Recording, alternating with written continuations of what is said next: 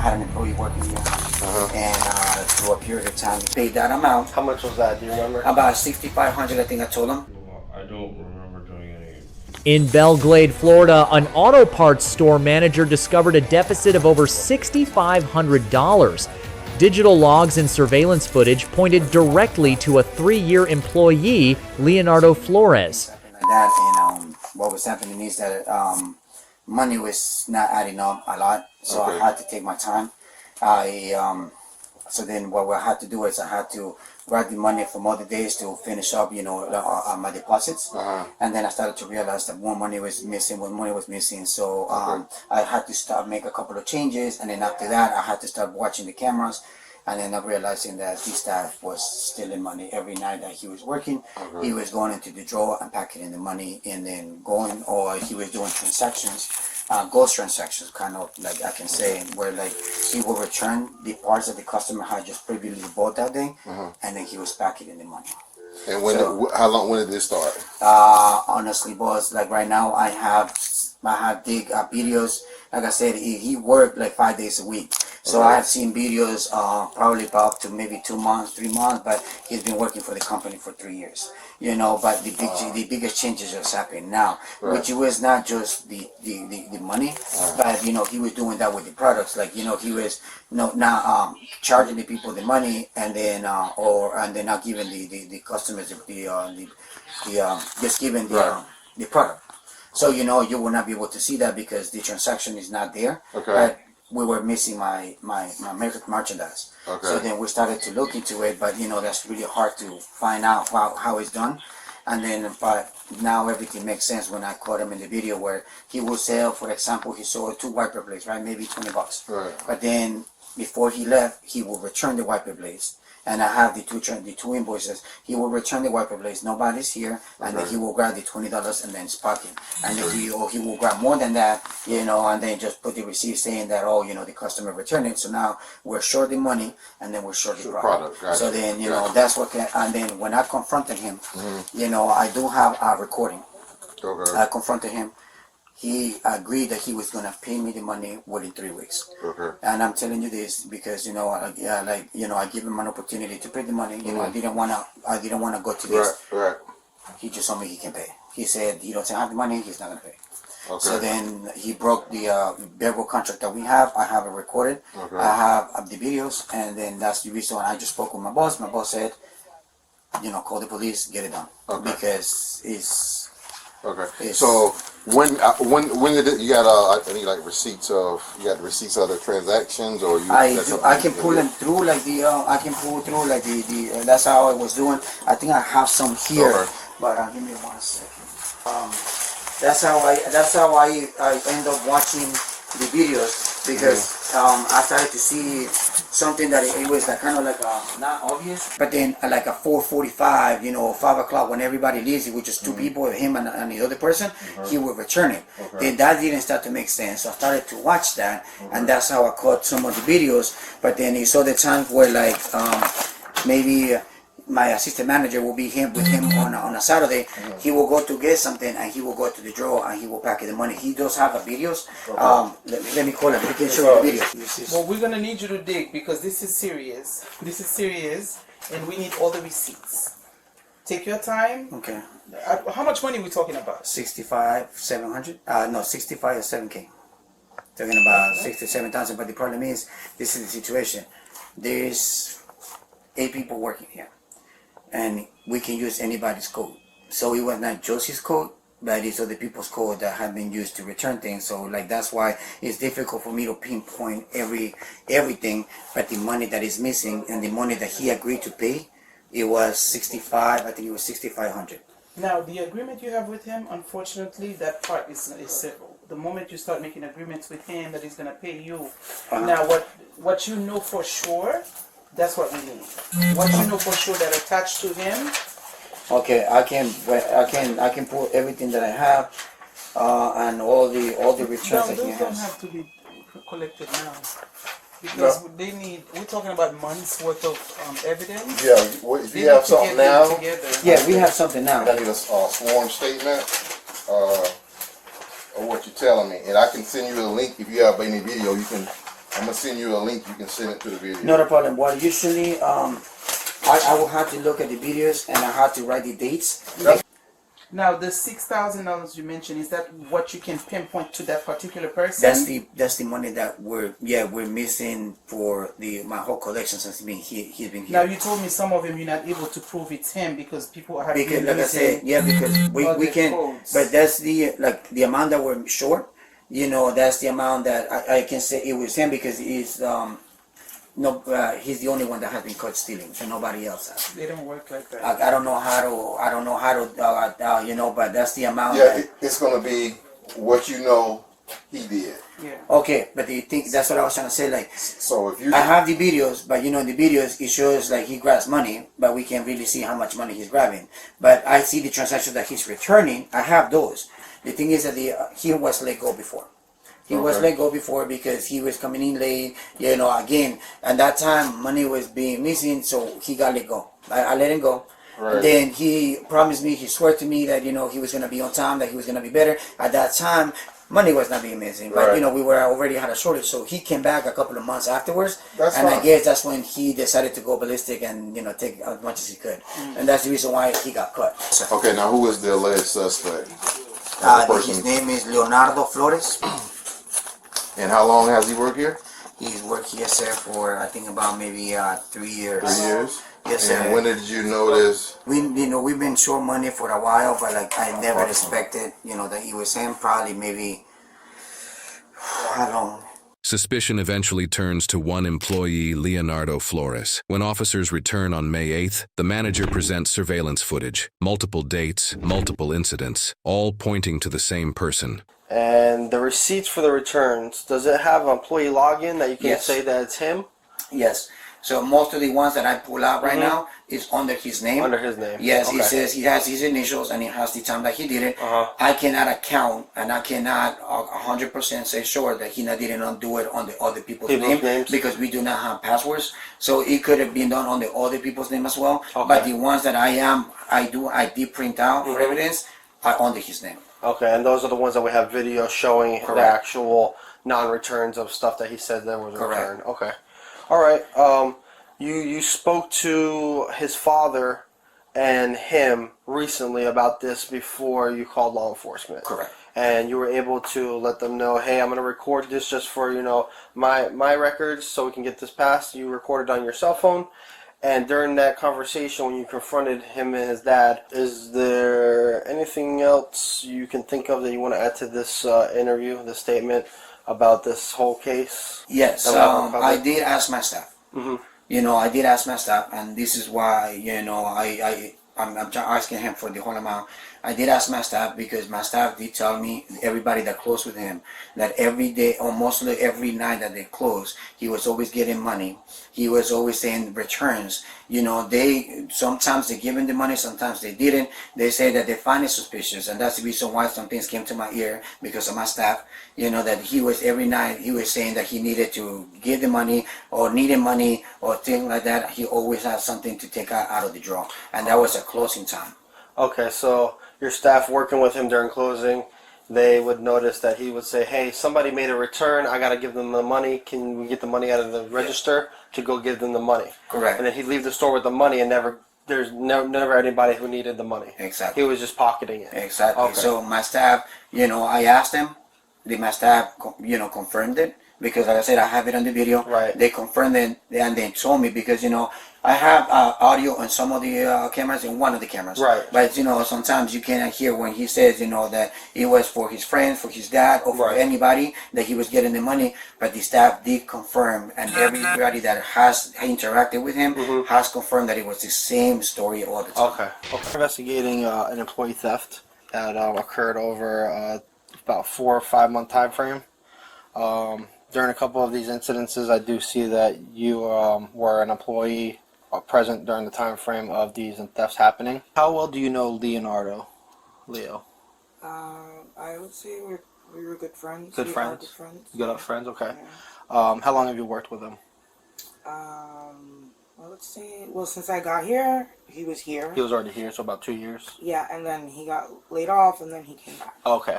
This incident, you're here in the store with Leo. Do you remember these incidences if you look back? Towards closing? Yeah, so you and him were close together. Right. He prints something on the printer. You see him messing on the computer, and then he prints something to the printer. He takes it off the printer. I guess you start counting the drawer. He comes over to you with what I believe is a return receipt. And do you remember what he tells you or anything he tells you about? Anything. I don't. Is this a common practice to bring a return receipt No. to the register and take the amount that the return is for out and get the cash and then leave the store with it? No. Have you ever seen any other employees do that? No. Okay, so this is the only time you've seen somebody do this was when Leo was doing it. I didn't even know that he was doing that because I started paying attention. As you see, he starts talking to me. Mhm. It kind of like distracts me a little. Right. I noticed, when I started to realize what was going on. And then he starts like doing whatever he starts doing. He starts talking to me, and then I start having to count the money again, and I get a little distracted.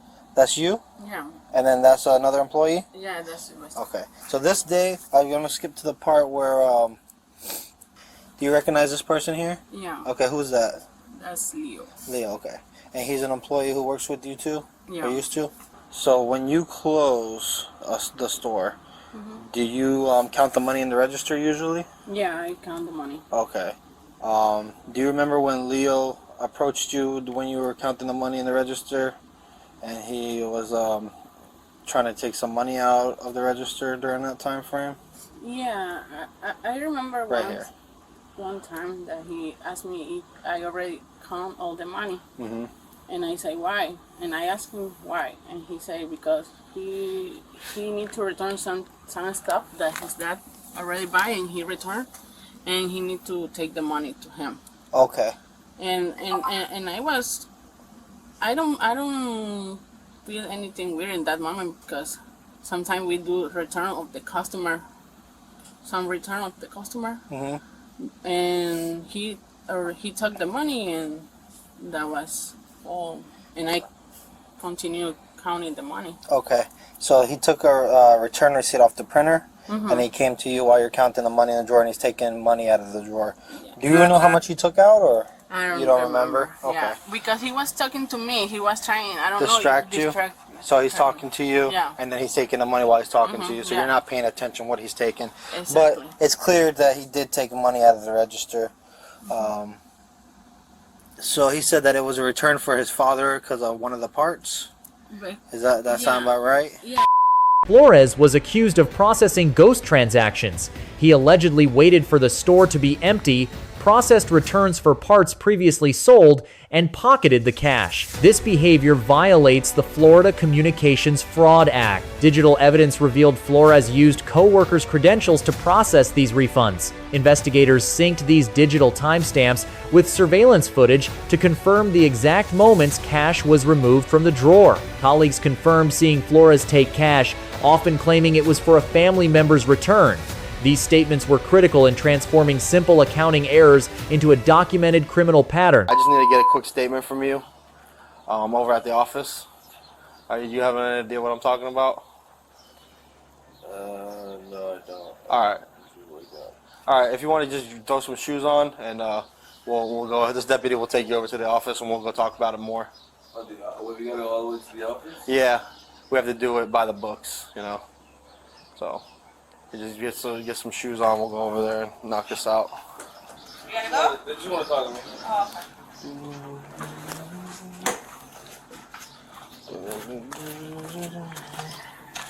Alright, so this deputy will take you up there and I'll meet you over at the office. Your first name, sir, is Leonardo. Leonardo. Yeah. Your last name? Flores. Flores. So, Mr. Flores, having these rights that is read to you in your mind right now, do you want to talk to me about this case that your name's been brought up in? I'd like to know. Okay. So, you were formerly employed with the company Glades Auto Parts, Okay. correct? How long did you work there? 3.5 years. 3.5 years? Was that Well, when I came back, It was probably like 4 months, 3 months. So you worked originally and then left? Yeah. Okay. And then you came back and worked? I came back and worked for a little bit more. Okay. Do you know of any false returns that were made? False returns, no. Do you know what a false return I'm referring to? Like, you know what it is? No. It's these return receipts here. Your user login is LF is for your first and last, right? So your boss started noticing that money was missing every day from the money drops. So he started doing a little investigation to see why there was just money every day. Usually he says that sometimes you could catch it, it's an account that hasn't been paid here, but every day it was giving him a heads up. So he started digging into, okay, maybe the employees are not doing what they're supposed to be doing. He wasn't accusing anybody of theft. He just thought maybe it was a mistake. But by looking through, he did find that there was a lot of transactions, you were doing returns, but the product wasn't being put back into the product database basically. So he started looking into your returns, and some of these returns, you're doing returns on the computer when there's no customers in the store. And then you're taking the money from the register and you're putting it in your pocket. This is your time to talk. So let me hear why you're doing this stuff, man. Well, I don't remember doing any false returns at all. And everything from the cores, that's all I know about the cores. The cores, what are you referring to? He's told me about the battery cores. Battery cores. I don't know if he's talked to you about that, but he's told everybody else that battery cores, whoever works on the car, gets to keep the battery core. So you mean like a replacement battery? Yeah. So whenever a customer comes and gives us the old battery, we they either get the $15 back for saving on the battery, or if we put their car battery on, then we get that. So you're saying every time that you've taken money from the register and put it in your pocket is from battery cores? Well, I'm not saying that it took money out, but everything is on the system, everything that is on a ticket. If you guys look at the time where he showed me a video where it was like he seen that $15 was taken out. Okay. That same time on his system, it states that was a core taken out. And back then, what I used to do, I used to put the receipt right at the camera. Okay. And show them, like, this is the receipt. I used to do when I started getting the course. But now he's saying that it's not legal, I guess. I don't know, but if it's not legal, you know, Sylvester also, and also Marvin keeps the cores. So I'm like, now you're gonna tell me that the cores are not liable? So you're gonna tell me the cores are theft? After he explained to us. That every employee knows that? Yeah. He's talked to us in the meetings about that. Okay. So he's told you and everybody else that you guys work on a car, you can keep the core battery to do the return on? Basically to get that, what is it, $15, $17? I think it's like 17. Can you explain you doing a return for something that's not in the product? When they go back and do inventory, there's no inventory of any of this stuff that you've returned? I'm pretty sure that stuff there that is, well, I guess falsely, it's all on tickets that I have open. And every ticket that I have open, I have a page loading. You're talking about so it's crazy how it's the open tickets? He tells me that we can have open tickets, but it's crazy now saying that it's false or if it's false returns or anything. Well, I'm telling you what he told me, that nobody's ever been told that they can keep core batteries, that the core money's supposed to go towards the company. Wow. Okay. So, you're saying he told you that? He told us he has meetings. Right. He told me about weekly meetings, but yeah. He mentioned that nobody was told anything about keeping cores, and that the core money is supposed to go towards the. I know. It's what he's telling me as a business manager and as a victim of this crime right now. So all these, I have 5 different transactions over a 4-month period that he was able to provide me with video evidence. You pretty much print out a receipt on the printer, which is right here, correct? Printer here. Yeah. You print out a receipt, you go over, you rip it in half, and you take money out of the register, or if somebody else is at the register, you ask them for the money. When we rip it in half, that means that one goes into the box, the one we keep, and one I take. This is my receipt. Okay. And that's the course. And it's also crazy saying that he's missing money, but since everything's on the system, that those $17 are on the system that we're taking out for a core. So I don't understand how is he gonna say that there's money missing on the accounts, but it's all on the computer. You're saying all the other employees are aware of this core battery return? Yeah. That. And the thing is, do other employees do the core battery refunds and keep the money? Yeah, Sylvester and Marvin himself, when they change the battery. That's what's crazy. You know, like, how you gonna tell me now that when I change a battery, you gonna say I can't keep it? I can't. Right. Or nobody can keep it. All right. Is there anybody who can vouch for him telling you that?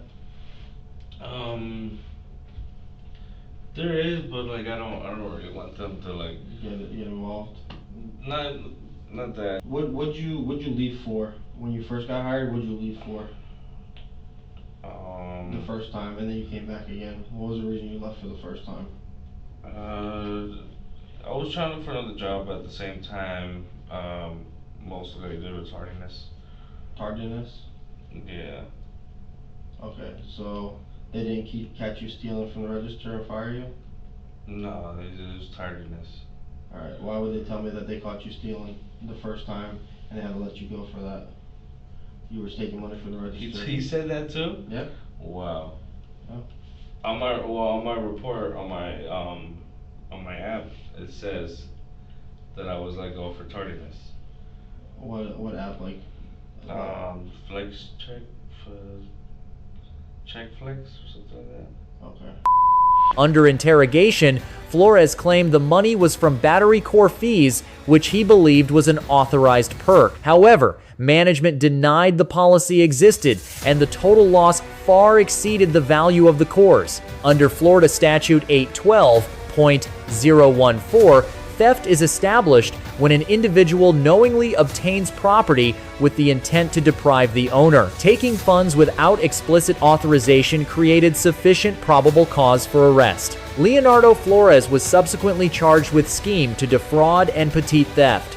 Let us know your thoughts on this case in the comments below. Thank you for watching.